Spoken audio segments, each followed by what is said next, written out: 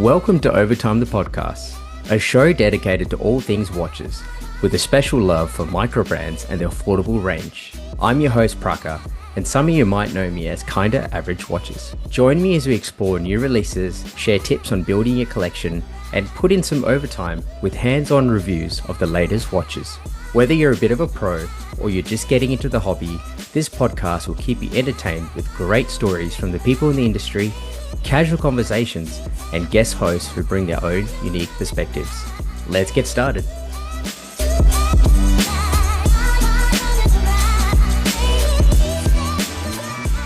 Welcome to Overtime the Podcast, proudly sponsored by Watchpoint. How's it going? I'm doing very well. I just so look forward to that little intro every time we do this. I like it, And yeah. obviously people are listening to this, so I just mockingly mouthed the words as he said it. I'll take that as a compliment. Like I think I said it last time as well. I'm going to just take it as a compliment because Oh, it is. It absolutely is. It's just, I like it. I think you got a great radio voices. Yeah, thank you. we're probably mentioning that too often. I know. You know what? I'll take that. I'll take that. You take it. What's going on today? A bit different today. We're recording in a daytime, which doesn't really happen often. And usually at night when we're recording, I'm drinking water or something boring. But this time I can have my cup of coffee, which is Well, I'm a bit jealous because I just finished my third cup of coffee, my black coffee, as our popping grounds likes to say.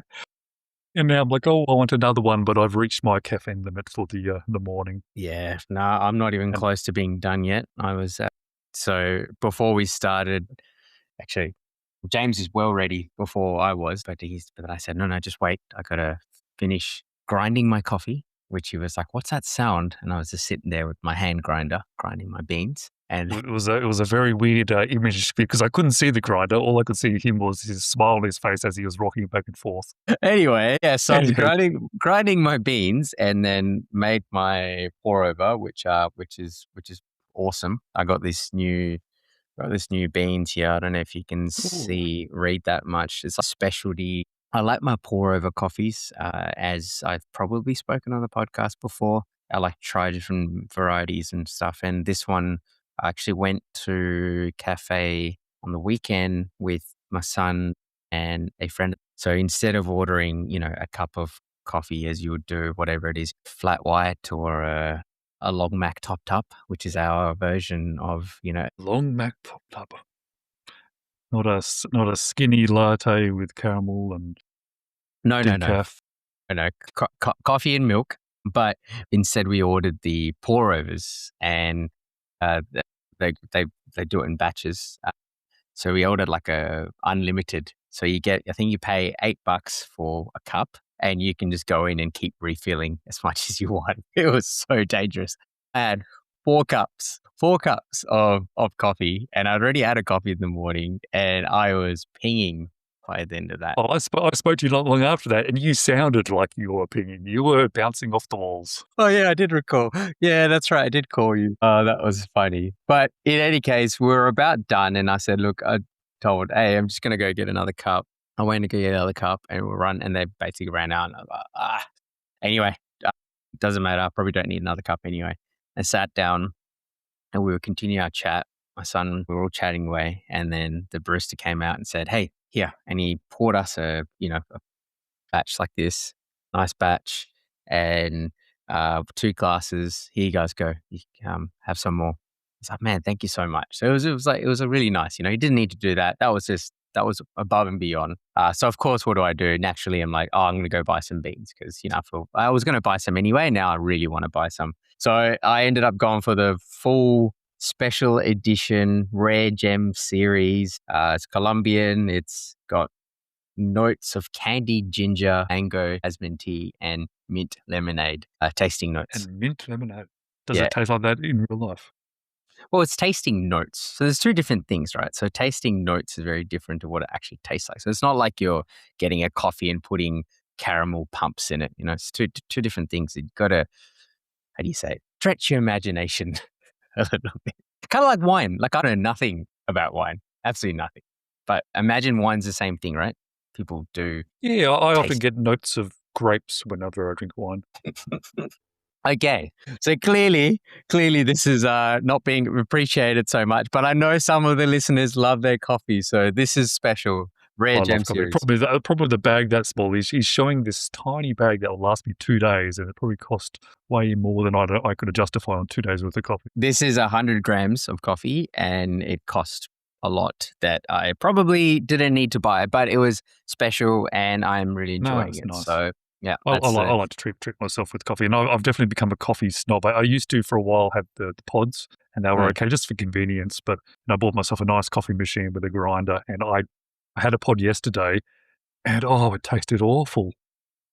You can't go back. Like I can't go back. You honestly can't go back. Yeah, my wife always jokes I'm a proper snob, but there's really levels to this. Just like watchmaking and just like, watch collecting, there's levels to this. Speaking of watches, what have you got on your wrist? Well, I've made a bit of a theme of double wristing, and it's usually not specifically because it's for the episode. It's because we record in the evening, and in the evenings I quite often wear 2 watches. But because I was recording this morning, I had to go and put a second one on just to be consistent. And I'm actually wearing a watch that you lent me on my left wrist. It's the HZ02. Which has been very nice to get hands on with. It was the one out of the 3 from the brand that I hadn't had hands on with, and it's very nice. And as you say, it says when we spoke about it, has a mixture of titanium and stainless steel, so it has that nice little wrist presence that stainless steel gives you. But yeah, it's very cool, nice size and different. And on the other side, I thought I'd do a matching set. I'm wearing my HZ01, both from the same brand, on a different strap. I have to admit, I bought this one secondhand. I didn't buy it from the brand, and it came with this strap, and it's really nice. It's a nice pairing. So yeah, I'm double wristing quartz, which is very different for me. Yeah. And it's a brand that I'm actually quite excited to go spend some time with later on next month, because I'm going to head over to Melbourne and catch up with Matt, the brand owner, and his store, Watchpoint, proudly sponsored. So I'll actually get to see that and get to make some videos there and meet him and get some more hands-on with some other brands. And there's some brands in that store that I'm so keen to see.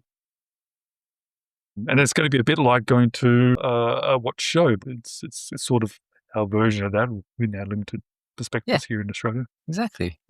Yeah. No, it's such a cool spot. What have I got on my wrist? What have you got on your wrist was what I was intending to say. Yeah, no, sorry, I cut you off. I have got a drum roll, please, an NWA new watch alert. I've had it for a little while. This is the Angles Disc 1. This is something completely left field from my collection. I don't have anything like this. This is skeletonized, exposed, jump hour, gears on either side, so discs on either side, which tell you the hour and the minute, and then as the minute disc moves around, the hour disc then will jump to the next hour. And then the center seconds is, you can see center seconds moving in a very small fashion. It's got a date window in it. I don't know. I don't think much about the date window. It's too small, and it has a weird crystal that's on top that makes it almost impossible to read. And that's saying something, because these watches are not exactly known for quick legibility in reading. But to be honest, it's quite good. It's actually decent enough that I can look at it and go, oh yeah, that's the time. And I'm really enjoying it. I didn't think I would, if I'm being 100% honest. After I bought it, there's a whole origin story of how this watch came about. I will leave a link to the Instagram post about that, because it's a story in itself, and how we actually decided to buy that one. But initially gave me vibes of, Otsuka Lotec, kind of like a budget Otsuka Lotec. But Angles have been around for a while, the brand.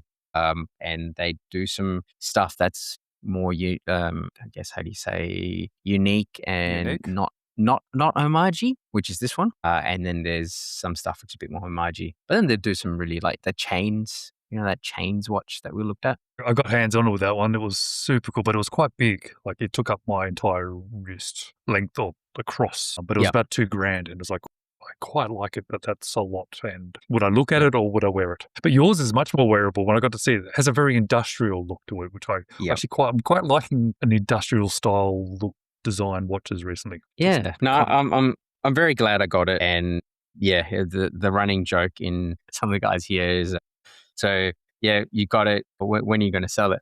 Because recently I've been on a bit of a selling spree, but I was like, no, I'm enjoying this. I'm going to keep this for a while, and then we'll see. I can never say never, but at the same time, I'm enjoying it for what it is. And you're not allowed to sell until you lend it to me for a while as well. Yeah, true. No, I'm glad you're enjoying the HZO. Thank you for letting me.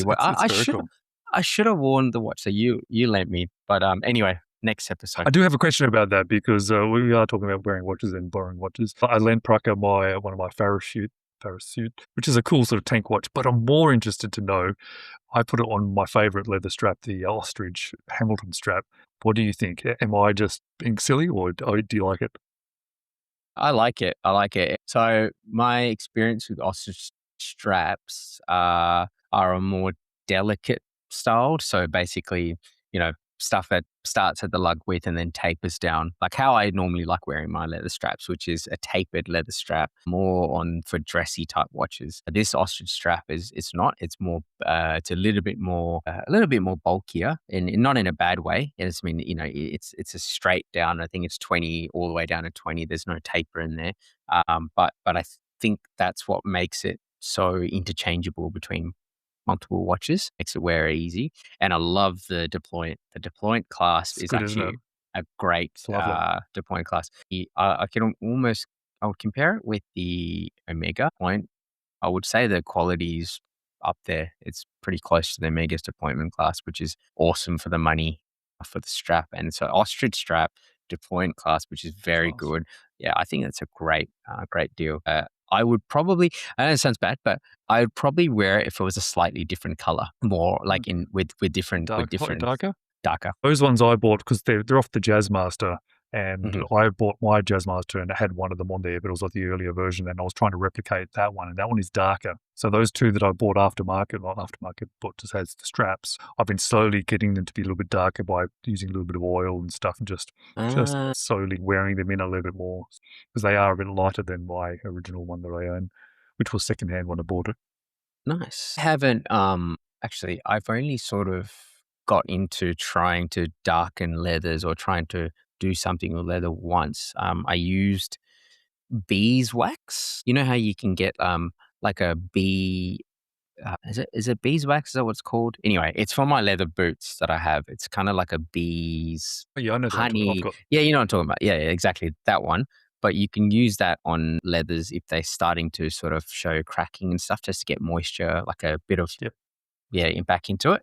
And yeah, I used that I used that for one of my shell cod oven ones that was showing a little bit of aging, and I did that and it come up real good. That was a secondhand one I bought as well, a strap, and yeah, it's come up really good. But it changes the color a little bit for the first couple of days, and then it sort of just, once it settles in and dries up a bit, then it looks good. So, all right, look, let's get on with the episode. That's all right. We're filming an episode, not just having a chat.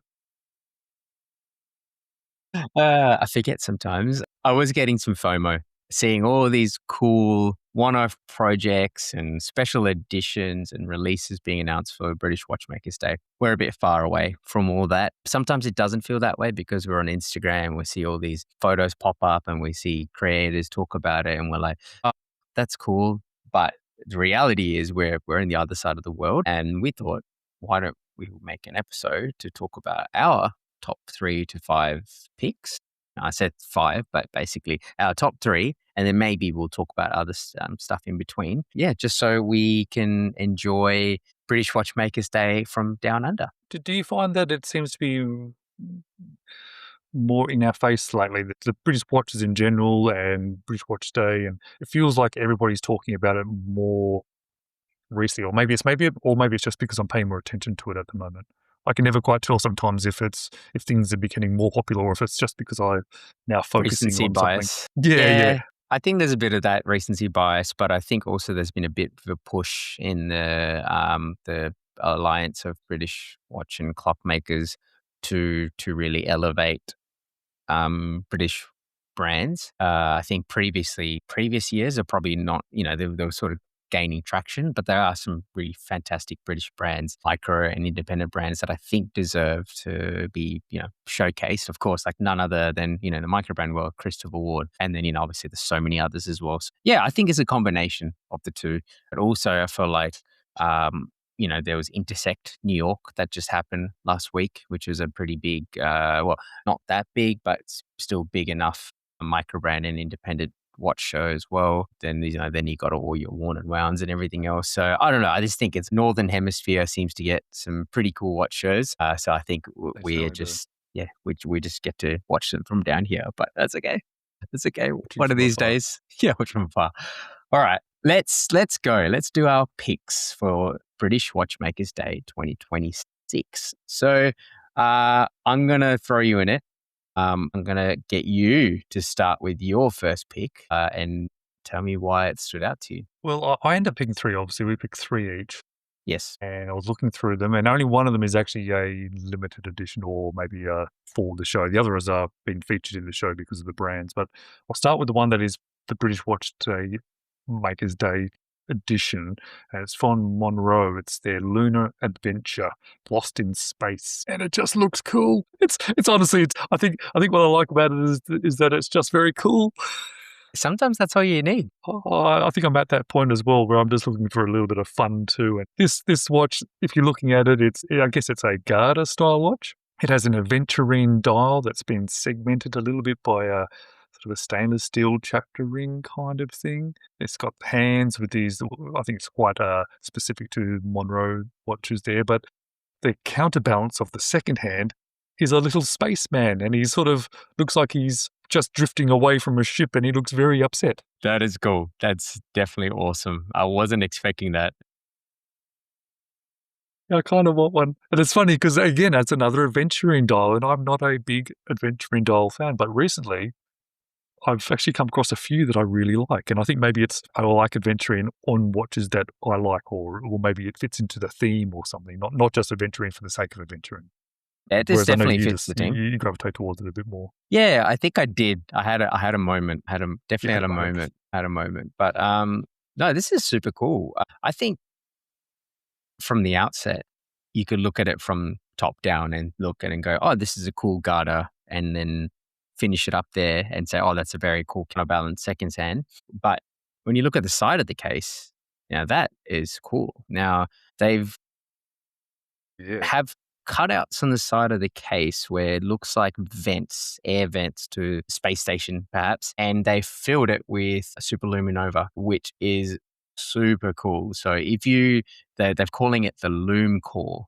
So I just clicked on that and saw the Lume. Wow, it's glowing from within the case. And the little spaceman is also glowing as well on that counterbalance, which is cool. Damn, I want this now. I was just thinking it was cool, but now I want to own it. It's even more cool. Yeah, so they really leaned into this sort of infused lume within the case or within the gaps of the case. And like you said, that sort of outer chapter ring as well, the steel chapter ring that's got lume in there. Because generally, if you have aventurine dials, people don't want to detract from the aventurine dials. They want to keep it quite simple because the aventurine dial itself is special. But I think this works really well because it is, leaning into the whole spacecraft thing. And and like you said, they've got their signature handset as well, which is the semi-skeletonized handset, which I think it's quite consistent across their whole range. Now, this is a brand I haven't really heard of before. So kudos, I guess, to finding this brand and showcasing it because I've seen a few of their watches before, and they've been nice. Okay. And I've thought, yeah, that's nice because I certainly recognize the hands because they are very specific to the brand. So I did recognize that, but this one just had that real fun factor to it. And I'm just flicking through the images of it as well. And if you order in the pre-order, you get a free luminous rubber strap as well, so the whole strap glows. Did you flick across to that image? I haven't got across to that yet. Okay. Yeah, that's pretty cool. So they're really leaning into it. So is this a show? Is this a show exclusive, or is it it says temporary out of stock, unfortunately, which is probably a good thing for me. So it saves me 1,300 Australian dollars. So they are available to pre-order at the show on March the 7th. So you're looking at a pre-order price of $4.99 Great British pounds, which is What is that? What are we looking at here? I think that's my entire bank balance. Let me have a look. To AUD. So about 950 Australian dollars. I think this has got enough in it to justify that cost, I would think. It does have your standard Mioto 9 series movements, which is, absolutely nothing wrong with that. But they got their own custom rotor, I guess, with the etched pattern and the Cote de Genève finish as well, which is, I don't know if it's quite necessary for a watch that has so much going already. I wouldn't have even bothered. I would have just put a solid case back on it if that was me. Does it have a solid case back or not? No, I think It it's is exposed. that's a good question. I It wouldn't shows think the movement, but it doesn't show the case back. Okay. So maybe it isn't, but I just assumed that it's an open case back because of the rotor finishing. Maybe I'm wrong. Maybe it isn't. I like before it was sort of, It is open go on. case back. Sorry, just looking at the video of it. There you go. The bracelet reminds me a lot of the second hour mandala. It's very reminiscent. It tapers. It's kind of like a slightly engineer style. Those sort of links. It looks similar to the Mandala's bracelet, and if it is anywhere near the quality of Mandala's bracelet, then you know you're getting a great deal. Is it Mandala? Am I mistaking it? Am I confusing it for something else? What are you talking about? I would love to know whether they're individual links or if they're sort of the faux, because there's 1, 2, 3, 4, 5, 6, 7 links across. Yeah, it's similar. It's not quite the same, but yeah, I know the second hour mandala is individual links, and that's what makes it more special, isn't it? No, it's not. Okay, I take it back. No, it's not individual links. Okay, there you go. But it's still it's my one little I wish it was kind of thing from second hour. I've just put my foot in it. Yeah. So okay. So but it is pretty cool in any case. So if it is half as good as Mandala's bracelet, it will be good. And actually, this kind of reminds me of the other brand, the Welsh brand. I can't say it properly. YG Segut. Yeah. Anyway, we can leave that one for another time. I'll send that to you after. YG Segut. No, YGSGOTT. No, YSA. It's the Scout, basically. That's what Jay Sarnowski. Yeah, the bracelet. Oh, actually, no. I think I know what you're talking about. Yep. You know what I'm talking about. Yeah. Nah, the bracelet's not quite the same. Actually, this one looks better. Anywho. Do you want to talk next watch? Your first watch. Otherwise, this might end up being a 4-hour podcast. Yeah, my bad. All right, I'll get on with so I will go with I'll go with the Fears. So this caught my eye. I'm a big fan of Fears watches. I think they're elegant, they're beautiful, they are well built. I've had hands on a couple of different Fears models now, and I'm going to go ahead and say this is probably one of the most elegant and classiest one that I've seen. So this is the Brunswick 40 1846 edition, which is exclusively made for the day and only available to be purchased on the day itself. So I started off with one of those as well. So the whole thing is sterling silver 925. So it's not steel. It's the same shape as the standard Brunswick 40. But it's a bit thinner with a new movement, and it's sterling silver. Only 25 of these watches will be made, and it's very, very reminiscent of like an old school pocket watch. In fact, it does say that it's inspired by their very first pocket watch made by Edwin Fear, who I believe is one of the founding members of the brand. So yeah, it is just gorgeous. A nice white lacquered dial with black Roman numerals screen printed, a small seconds sub dial at the 6, and then you've got blued hands on both the hour, minutes, and the seconds, and it's just gorgeous. I love that handset. I don't know what it is. They're a nice shape of hands. Did you see the little jewel in the crown as well? There's a little clear jewel in the crown. No, I didn't see that. That's special. Wonder what that is. But yeah, definitely gorgeous. Does it say what it is? The actual jewel. The price is 4,350 Great British pounds. 25 pieces only. Not cheap at all. I find that Fears is not on the cheaper side. That's for sure. They're But beautiful. I've only seen one in person at one of our Red Bar events, actually. And yeah, I did like it. I love that K shape. It's distinctly looks like Fears for me. Whenever I see that shape now, I just think Fears. fears. Yeah, no, that's definitely, yeah, they got their own sort of design language and they've stuck true to that. And the quality's great. I mean, I've tried on 3 of their watches when I was in Time and Tide in Melbourne. So it's, it's great to see them hands on. But yeah, I just think this is a beautiful, beautiful watch. Comes with a top grade Leisure Parade movement as well, 60-hour power reserve. Leisure Parade makes great movements. It's going to be good. The strap is beautiful. It's like a nice blue. It says is it Alcantara? No, pig leather. Okay, that's interesting. Pig leather. But that's nice and soft normally, the pig leather. Is it? I've noticed. Okay. I've not had that before. So it does look very interesting. And the underlining is Alcantara, which is, again, another That beautiful watch would leather. look pretty good on that Hamilton ostrich leather strap. It would actually.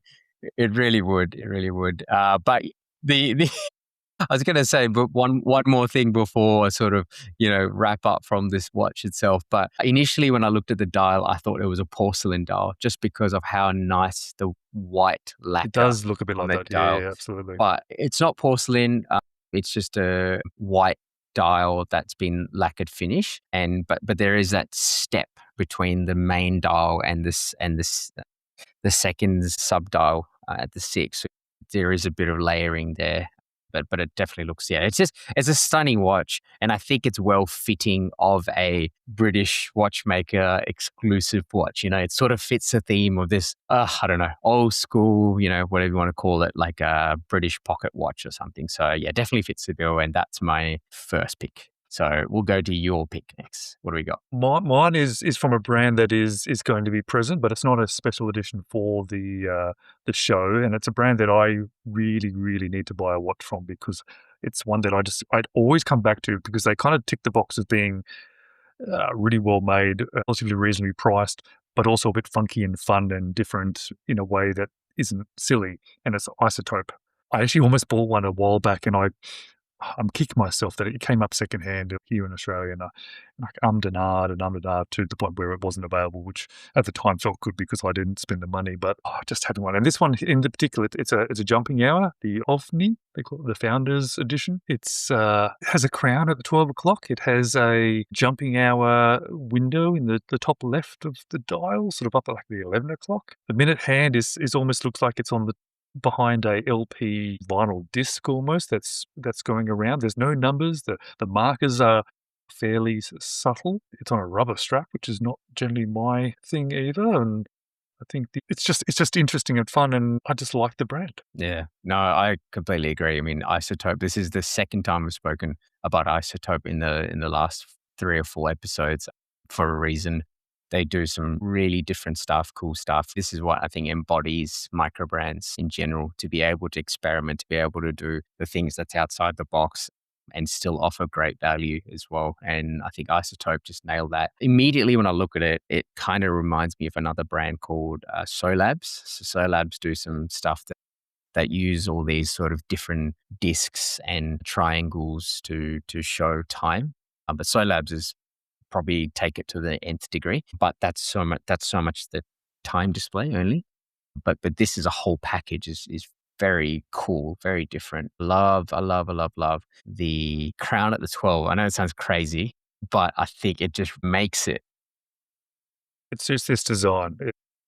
It makes it look like I think it's meant to be lost in space is what they were trying to echo. If you look at the case back, there's a little saucer spaceship with a sort of a tractor beam going downwards, and within that tractor beam is all the information about the watch. And then there's a little window, and on the pictures it shows the window being black, but I'm not sure if you can see through that at any point at the movement. But it's very space themed. I seem to have a very space themed episode for the watches that I've picked up. Showing off my nerdiness. That little case back there, it definitely shows the movement there. It's a display case back that's sort of at the end of the UFO tractor beams. Yeah, it's just super cool. I think Isotope, definitely a brand that I've been wanting my hands on. I think a Hydrium it was the Hydrium that showed up, wasn't it? That It was the in GMT. It was the gym. GMT. Yeah, I think Something, maybe it was that one. Yeah, but that I undernard a lot about that one and went back and looked at it many times. if we want to talk specs a little bit, let's talk specs. 4L steel, which I think is a very interesting use here. Don't generally do that. I mean, I think Rolex is big 904L steel, and also Wise in microbrand world. I've seen it popping up a little bit here and there. I think it's almost like a specialty, like, oh, look, we're doing a bit of a feature watch, and this is one way it's making it a little bit different. I've owned one Wise watch with the 904, and to be honest, I didn't really notice any difference. Yeah, I don't think so. In real world wise, you're probably not going to notice much difference, but real world wise. That was not meant to be a pun. But yeah, looking at the movement is your Le Jour Pareil, 68-hour power reserve, which I think is great. You are paying a little bit more for not only for the design, the materials.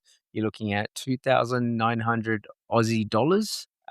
Which is, what's that in terms of Great British Pounds? Because I feel like we want to do that. Pretty much half, 1,500. I think that's give or take about half, isn't it? Yeah, about half. So I think £1,500 for something which is just out there, super cool as well, and something different. Yeah, I think it's definitely a choice to be made. Like if you want to get something a bit funky, that's cool. I like it. Great pick. Do you like before we move on, do you like the fact that the display of the hour is on the, what was this thing? I'm just looking at does it move fixed hour disc? Yeah, I'm just looking at the different images, and it looks like it's in a different spot depending on the image, because some of the images I think might be renders, so it looks more like it's in the 10 o'clock position. I actually kind of do for this design. In a normal watch, I probably wouldn't. I'd love to see it move around the dial, but I think it'd be a much more expensive watch. Yeah, I think it's cool. I do like it. It almost looks like a logo on like a T-shirt where it's over on the chest pocket. It's kind of like it's sort of a bit like that. Because if it was at the 12, or where would you put it? I think it's actually kind of cool for it to be at the 10. But the best thing about this jump hour is the fact that the minute hand will not obstruct the hour hand as it goes past it. See, that is a big pet peeve of mine when why have a jump hour movement if the second hand... That's what you're looking for, isn't it? You're waiting for it to jump and then it blocks it. I've had a few like that, or have a hand that encapsulates that. So as it literally blends the two together. I had it was a Suggest, I think. It was a jump hour that I didn't quite think about it when I bought it. And I was like, oh, this is sick. This is a jump hour movement. And then I was like waiting for it. And I was like, wait a minute. And then the minute hand just goes across and blocks it. I'm like, kind of not really. The only time it's cool is if you're changing the time and then you can actually see it moving. So anyway, I think just for that, this is a good execution of a jump hour. And have a look at the font that they've used. They've only shown one number for the images, and I'm assuming that's the 10, because they're going 10 past 10, aren't they, with their image? And that 10, it's look at the font.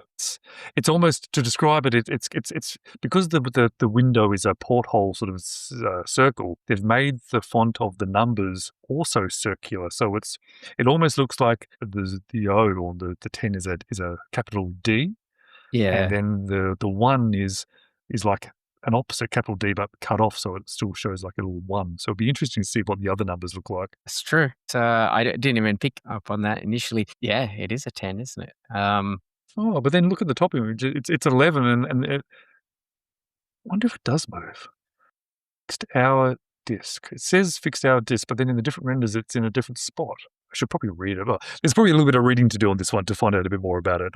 I didn't dive too much into it before the episode. I think you're right. I think the whole disc moves. It doesn't stay at the 10. So that hour disc actually moves depending on where it is. So it's like 10, so 11. So underneath the disc is a fixed disc with all the numbers. Yep. But then the disc with the porthole moves. That's cool. Which means it's gonna cut off the numbers and then go black a little bit and get the next numbers. Would it though? would it just jump? Because that's the whole point, right? It's a jump. Because it's a jump power, isn't it? Oh, of course it is. Oh, now I want one. Damn, I might have to buy this. That's the problem with these. Even when I make videos and things, I convince myself to buy watches, which I'm just trying to highlight. And then I think, oh no, I need to buy this one now. Oh man, that's so funny. It's an expensive hobby as it is. It is. And then, here, we're supposedly meant to know, about watches, or at least somewhat about watches. And here we are, like, are we? Are we? Where was that written in the description? It's less fun that way. If you know everything, you're watching a documentary. This is not about learning. This is about joining us on our blunders through watches. But honestly, that just made the watch way cooler. Didn't it? Yeah, it's definitely cooler. So $3,000 is it? All right. Well, you figure that. Hey, you're going to make that one work, and I will jump to my next one. And sorry, I want to talk about dimensions of this one, because that could be a huge watch, but it's not. It's a 40 by 40, and it's not a circle, but it's kind of a circle with little lugs sticking out. Wow, I might have to look at my budget again. You convinced yourself. I like it. All right. Has anybody ever bought a watch whilst doing a podcast? I added one to cart. Yes, I remember doing that. Yeah, but I didn't actually go through with it. That was a fair and sweet. I was going to get 3. I was going to get one for myself and my 2 sons. But I decided against it. I don't know why, but I decided against it. Maybe I might get one. Was that those little the cassette digital? Yeah, cassette. Yeah, A side, B side. I think it was called the B side. Yep, that was super cool. If you're into microbrand and independent watches, which you clearly are as you're listening to this podcast, you got to check out Watchpoint. Watchpoint is the newest destination in Melbourne, Australia for microbrand and independent watches. But it's more than just a brick and mortar store. It's a hub for watch enthusiasts. Come check out brands such as HZ, Baozell, Second Hour, RZE, and MONRO, and other exciting watches you won't find anywhere else. Watchpoint is also your go-to website for buying said watches, exploring microbrand profiles, discovering new releases, and staying informed with editorials, industry insights, and buying guides. So if you're keen on trying out your favorite microbrand watches, drop into Shop 304, Level 3, The Block Arcade on Collins Street, or visit watchpoint.com.au, or check them out on Instagram at watchpoint.au for more.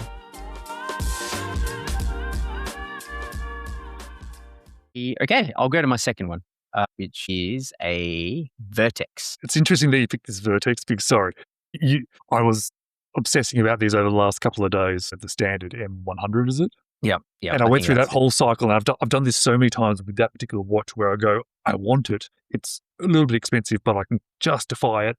But then I realize after going down this rabbit hole that would I wear it enough? Probably not. And I've done that cycle many times with the M100, but this one's got something a bit extra special about it. Vertex is a brand which I've liked from afar. I love the trench, these Dirty Dozen style watches. I think it's a great timeless design. It's going to be around forever.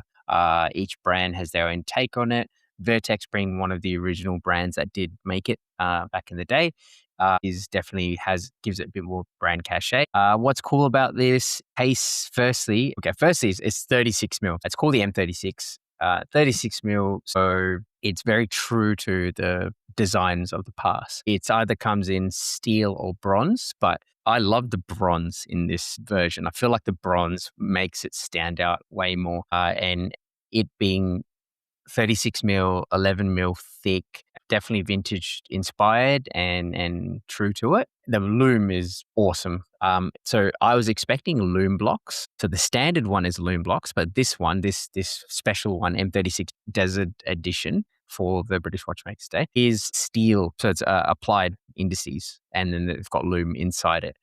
I think it's cool. I think it gives it a slight more contrast when you're looking at it. It doesn't wash away. My pet peeve, or it's not really a pet peeve, but one of the things I don't like too much about those block looms that you see in like the Baltics, and now I think Christopher Ward has it recently as well in the Lumiere. It can wash out a little bit because it's so much loom.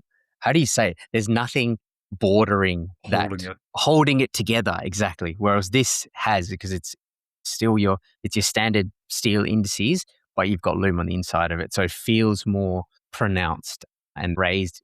I love it whenever a watch does this. So all the numbers, they're full numbers, 1, 2, 3, 4, etc., other than being cut away from that small second, but they're 3D because they are these solid things that have been added with lume in them. And it really, especially at an angle, I love looking at watches that have these types of numbers, these 3D numbers, when you look at an angle, because there's so much details and shadows and stuff that play on the dial. This is a gorgeous watch. It really leans into what makes Vertex, which is this design, and they've executed it, I think, beautifully. It houses the Solida SW260-1, which is the small seconds, data power reserve. I think that's kind of holds back this watch a bit. They are asking for, in the bronze, they're asking for £2,395. So it's up there for a style of watch that I guess you can get is even as cheap as $100. So this style isn't that, if you want something similar style wise, you can go any brand really. However, I think they've done a great job at doing what they've done here. It is only 30 pieces on each. It's a 30 bronze and 30 in the steel. But yeah, I feel like they could have done a little bit more with the movement. Maybe not the SW2. Maybe it's regulated. Maybe they've done that. But yeah, I feel like for the money that you're paying for, maybe you could have had a Leisure Parade, maybe even. But yeah, I mean, that's just me. What are your thoughts on that? I used to think pretty much like whenever I thought about a price of a watch, a few years ago, movement was part of the decision. I'm moving away from that a little bit now, but it depends on why you want the watch. Do you want it for the high grade of finishing, and are you then paying for that? Are you wanting for the brand, and then you're paying for the brand? Are you wanting for the history or something weird and wacky, or are you buying for the movement, or is it a whole thing? And I think with Vertex, from what I've heard from people that I know, I've never had hands on, unfortunately, but it's just the quality. You're paying for the build, how nice the watches present. I like the Solida movements anyway. So even if you're in this price range, it's okay. I know a few other watches which are higher prices that have these movements as well. So it'd be one I'd love to be able to see before I buy. Yeah, no, you're right. That's fair. Maybe I'm being a bit unfair. It's just that I'm converting that to Australian dollars, and it's $4,500 Aussie dollars. Yeah. That's a lot of money, and I know Vertex aren't the cheapest brand, and that's fine, and don't have to be. No one, you don't always have to be competitive and such. If that's your brand. And I think, like you said, that I haven't had hands-on it either, but my understanding is the quality of the brand is there. They got the brand cachet. They do what they do really well. So they've got that niche locked down. So perhaps it means nothing there. And I can look, I'm the same as well. I agree that I can't just look at one aspect of a watch, just think, that's what makes the cost of this, because it's, because a lot of people dismiss watches that are above a certain price point because they use, Hangzhou movement or, something like that. So I think to be fair both ways. But yeah, that was just my little thing about that. Great looking watch. If you're in for the market, and it's a limited edition as well. So it was a special edition announced for it, but it's not an event exclusive. So you can buy it at any point. But definitely it was announced around the same time as everything else. And it's just gorgeous. I mean, look at that. Oh, and that dark brown strap, the vintage strap as well. It's very cool. You know who wears a bronze Vertex? Whenever one of my favorite shows that I watch hosted by is Kevin McLeod. It's the English. What's the one where they do the interesting builds? And he's been doing it for like 20 years. Yeah, I know what you're talking about. Yeah. It's one of my favorite shows, and now for some reason the name of the show is going away. But he wears a bronze Vertex in a lot of it. He's got a few watches, obviously, on Watch Spotting. I see him wear a Mondane and a bronze Vertex. Grand designs. I love it. I literally have seen pretty much every episode of it. It's one of those shows that I quite enjoy. And Kevin, he's awesome. He's a great presenter, and he's entertaining. Awesome. Is that Kevin McLeod? Is that his name? Yeah, I'm pretty sure. I have no idea what his name is, but that is, it's cool. It's cool. Let's get on to your final pick. No, you need to know this guy's name. That's what you need to do. Yes, it's definitely Kevin McLeod, because I would have felt bad if it was wrong. Okay, my final pick. Another brand which I've wanted and lusted after, but only ever not bought just because it kind of overlaps with some of the watches in my collection. And that's maybe a good reason not to buy a watch or maybe a bad reason not to buy a watch, but it's from Clemence and it's not anything special for the show. It's one of their, is it the MONRO? The Clemence? Yeah, the Clemence MONRO. Clemence MONRO. Yeah, and to be honest, I quite like, it's either the yellow version or just the black version. I actually quite like just the black version of it. It's the kind of watch I think that if I was just wearing one watch a lot, it would be that watch. It would be that kind of watch. It's like the Explorer kind of style, or it's the Garda style, or it would very much be a go-to watch. And everybody I know who has one or has experienced one just raves about them. Yeah, it's lovely. It's really, really lovely. One of the friend of the shows, he's been listening to the podcast a long time now. So shout out to Seb. He loves the Clemence MONRO. He's had one for a long time. In fact, I think he just recently moved it on because he was getting something else. But he just raved it on to me. And also, I think I was speaking to Grant from Wristcheck app, and he mentioned he loves his MONRO as well. So definitely one of those watches that I would love to try. I have so many Gardas at the moment. I just don't feel like it's quite the right time for me to get one. Definitely an awesome watch. And I love the yellow dial. That's my favorite, the Highland Amber. That is cool, isn't it? It's such a gorgeous, gorgeous watch. But yeah, it is a Garda style by all means. Every 37.5 mil diameter, 45 mil lug to lug, 10 mil total, including the crystal. It's perfect dimensions for a lot of people. And everything just looks well put together. The bracelet looks excellent. Right, the bracelet apparently is a big standout for this one. Everybody really gravitates towards it, and you can see even in the images on the website they're showing off the bracelet, and you can see that the bracelet, every little aspect of it, all the folding nature of it, all the chamfers of it. I know when I pick up a watch with a really nice feeling bracelet, my mind just goes, ooh, that's nice. And I think I would do exactly that with this one. I think the articulation, like you said, they're showing off the articulation. It is nuts how well articulated it is. I actually cannot believe that.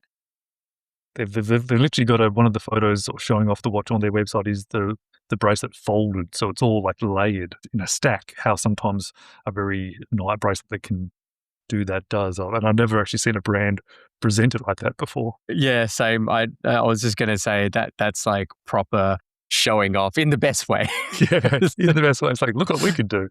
Yeah. I talked about loom blocks and how that whole nothing's holding it together kind of thing. So this one is the same thing as the Vertex, in this there's hands and dials, and then it's been filled with that loom, and it kind of reminds you of loom blocks because it's so thick and it sits up. So 3D kind of thing. The 3D effect, but it's not loom blocks. It's still standard indices that's been filled. So very much in the lines of that Vertex. So it looks fantastic. And I think Clemence is a Scottish brand, if I understand correctly. Yes. Tom is his name, I believe. Grant had a great story about how he was wearing this watch while he was doing some stuff in his attic or coming down. I can't remember the full story. And he managed to get his bracelet caught in something and sort of yanked at it instead of, gently trying to take it off. And basically he just buggered his bracelet.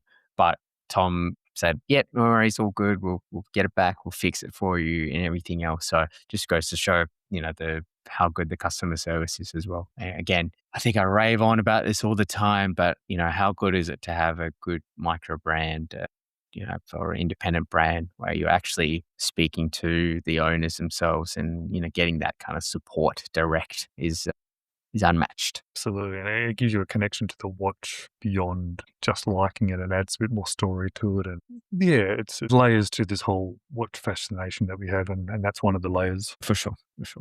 All right, let me wrap it up with the last pick. So this is a brand called Apiar. I think that's how you say it. So this is the Apiar Gen 1.1 Underground. So there's a special edition that was made for British Watchmakers Day. And the dial is crazy. The dial has got all these funky colors and bonkers. Yeah. And basically my understanding is it's a interpretation of the London Underground, the Tube map. and it's been translated onto the dial, and it's got this circular redesign of the map, and so that's what that's meant to represent. So very on the point, which is the UK. And the cool thing about this is, so this brand Apiar, I was having a look at what they've done in the past. Do these cases. So this case is grade 23 titanium case. I didn't even know that was a thing. I thought it was like grade 5 and grade 2. It looks a little bit organic because is it 3D printed? It looks a bit 3D printed. I think they do 3D printing and also some other CNC machining. I don't know exactly off the top of it. They have done this similar design before, but now they've made it a little bit better. And it reminds me a lot of a brand which I absolutely love in terms of the case, purely the case, is Haltenrich, which is a Dutch brand. They 3D print their cases. Yeah. And I think, just a bit different. It does come with, again, another Leisure Parade G101. So there's a lot of Leisure Parade movements. Yeah, there's been a lot of them. So now I don't know exactly off the top of my head the price. That's the one thing which I didn't. There's only 3 of them, it says. Wow. Okay. So super exclusive then. You can go line up in the event to go buy one. That's what it sounds like you need to do. And only in person at the Watchmakers Day. The image that we're looking at is actually on Instagram. I'm just looking at some of the comments underneath, and it's like, damn, epic, fire. Well, it's true. It definitely is. Yeah. I have no idea about the price of this. I can't tell you because it's only 3 that's made available. I would assume it's not on the cheaper side. If you're looking at to compare the Gen 1.0, which was their previous model, which is a similar type of case, goes for 3,639 Australian dollars. So I'm guessing it'd be upwards of that, so close to $5,000 or something. But hey, if you are going to the show, definitely go check it out, and maybe you can be one of the 3 to buy one. Well, it'd be nice just to see it, to be honest. I'm assuming they'd have one on display. It's a nice way to, I think, draw people into the brand as well, to have a look at that and then see what else they have on offer. There's other pictures of it. I'm just scrolling through now. That case is a lot more dynamic than I was expecting, actually, looking at some of the other images. And even the case back, the rotor is a custom rotor, which also then looks like the dial. It has those multiple colors. Yeah.